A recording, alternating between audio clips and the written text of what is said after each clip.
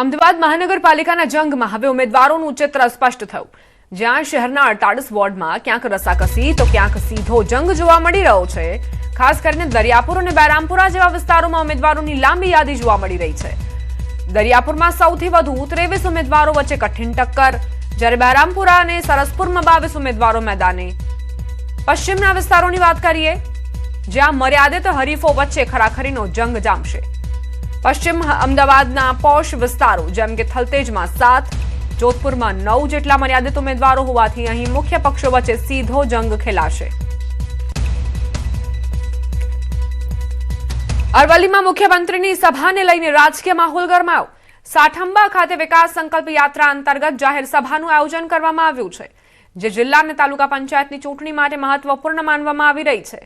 આ સભા દરમિયાન ભાજપના ઉમેદવારો માટે પ્રચાર અને જનસંપર્કને વધુ મજબૂતી મળશે તેવી શક્યતા વ્યક્ત કરાઈ રહી છે। બીજી તરફ બાયડમાં 18 જિલ્લા પંચાયત અને 6 તાલુકા પંચાયત બેઠકો બિનહરીફ થતા રાજકીય સમીકરણોમાં ફેરફાર જોવા મળી રહ્યો છે। આપણા અરવલ્લી જિલ્લાની બાયડ નગરપાલિકાના 24માંથી 18 જેટલા સભ્યો સાથે સાથે એક વિકાસ સંકલ્પ સભાને સંબોધવા માટે આવતીકાલે માન્ય મુખ્યમંત્રી ભૂપેન્દ્રભાઈ પટેલ સાહેબ પણ અમારા સાઠંબા મુકામે આવી રહ્યા છે। ત્યારે અરવલ્લી જિલ્લાની જનતાને અને બધા જ આગેવાનોને હું ભાવભેરનું આમંત્રણ આપું છું। મુખ્યમંત્રી ભૂપેન્દ્ર પટેલ કચ્છ જિલ્લાની મુલાકાતે પહોંચ્યા। માતાના મઢ ખાતે પહોંચી આશાપુરા માતાજીના દર્શન કર્યા હતા।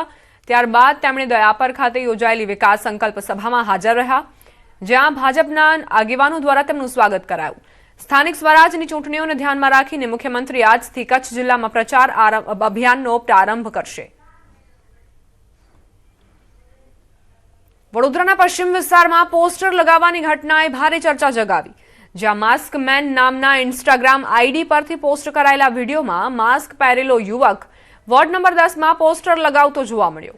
પોસ્ટરમાં ક્રાંતિકારી સેનાને જેનઝીની જરૂર એવા સંદેશાઓ સાથે ભાજપ ઉમેદવારોના પોસ્ટર પણ લગાવવામાં આવ્યા, જેમાં નીતિન ડોંગા અને અવની સ્ટેમવાલાના ચહેરા પર ચોકડી મારવામાં આવી। અગાઉ પણ આ વિસ્તારમાં આવા પોસ્ટર લાગ્યા હોવાના અહેવાલ છે, જેના કારણે સમગ્ર મામલો વધુ ગરમાયો અને માસ્કમેન પાછળ કોણ છે તે અંગે ચર્ચાઓ તેજ બની છે। વાપી મહાનગરપાલિકાની ચૂંટણીને લઈ ભાજપ અને કોંગ્રેસ બંને પક્ષોના ઉમેદવારો દ્વારા પ્રચાર શરૂ કરી દેવામાં આવ્યો। ત્યારે છીરીના વલ્લભનગરમાં સ્થાનિકોએ ચૂંટણી બહિષ્કારનો નિર્ણય લીધો છે। લોકોએ ચૂંટણી સમય જ નેતાઓનું નાક દબાવવા, રોડ નહીં તો વોટ નહીંના બેનર લગાવી અને વિરોધ વ્યક્ત કર્યો છે। આ વિસ્તારમાં રસ્તા, પાણી, સ્વચ્છતા અને ડ્રેનેજ સહિતની સમસ્યાઓ છે, જેના કારણે સ્થાનિકોમાં રોષ વ્યાપ્યો।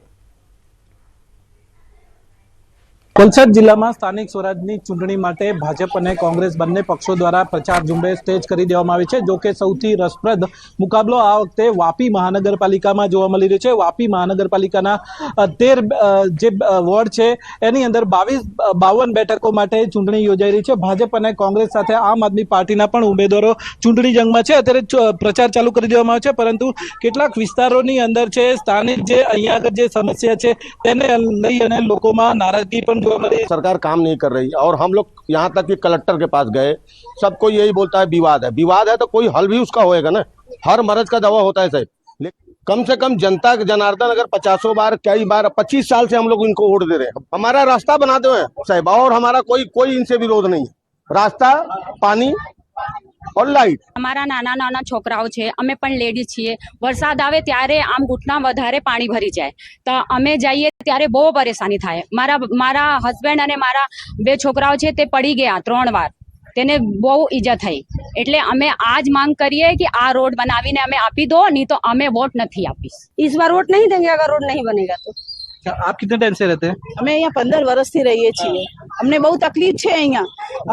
હું પોતે પડી ગઈ હતી, મને 3 મહિના હું બેડ પર હતી, પણ અહીંયા અમારા ઘરે તો કોઈ આવવા તૈયાર નથી રિલેશન વાળા કે તમારો કેવો કે રોડ નહીં બને। હર સમસ્યાનો સલ લે, રોડ કેમ નહીં બને જ ને, કેમ ના બને। કે આ વખતે નક્કી કર્યું છે કે અમે વોટ નહીં આપી, રોડ નહીં બનાવી તો અમે કોઈને वोट नहीं આપી। અમે बहुत परेशानी है, गटर, ड्रेनेज, बहुत ज्यादा प्रॉब्लम है। सभी चीजों की प्रॉब्लम में कोई सुनाई करता ही नहीं है। हमको रास्ता और गटर लाइन और लाइट चाहिए। અમે નક્કી જ કર્યો છે, પહેલા રોડ પછી વોટ।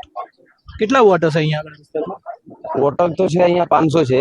હાલમાં 10 થી 15 હજાર જનતા અહીંયા રહેતી છે. વલ્લભનગર વિસ્તારના લોકોની સમસ્યાઓનું આ ચૂંટણી બાદ કે ચૂંટણી પહેલા સમાધાન થાય છે કે કોઈ વાયદા થાય છે કે કેમ, તેના પર સૌની નજર છે. ભરતસિંહ વાડેર, ન્યૂઝ 18 ગુજરાતી, વાપી. વડોદરાના ડભોઈ તાલુકાના સાઠોદ ગામે ધારાસભ્ય શૈલેષ મહેતાએ શક્તિ પ્રદર્શન કર્યું.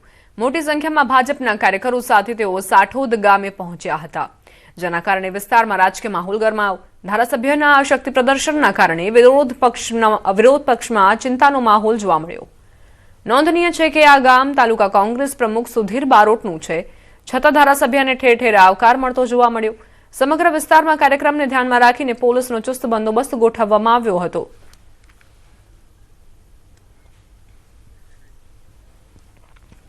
ગામમાં ઠેર ઠેર જનપ્રતિસાદ સારા એવા પ્રમાણમાં મળતા જ હવે કોંગ્રેસના પ્રમુખમાં ક્યાંક ડરનો માહોલ જોવા મળ્યો છે. ધારાસભ્ય શૈલેષ મહેતાએ શક્તિ પ્રદર્શન કર્યું, જેમાં મોટા ભાગના લોકો જોડાયા. ભાજપના કાર્યકરો સાથે સાઠોદ ગામમાં શક્તિ પ્રદર્શન યોજવામાં આવ્યું. સુરક્ષા માટે પોલીસનો ચુસ્ત બંદોબસ્ત પણ ગોઠવાયો હતો.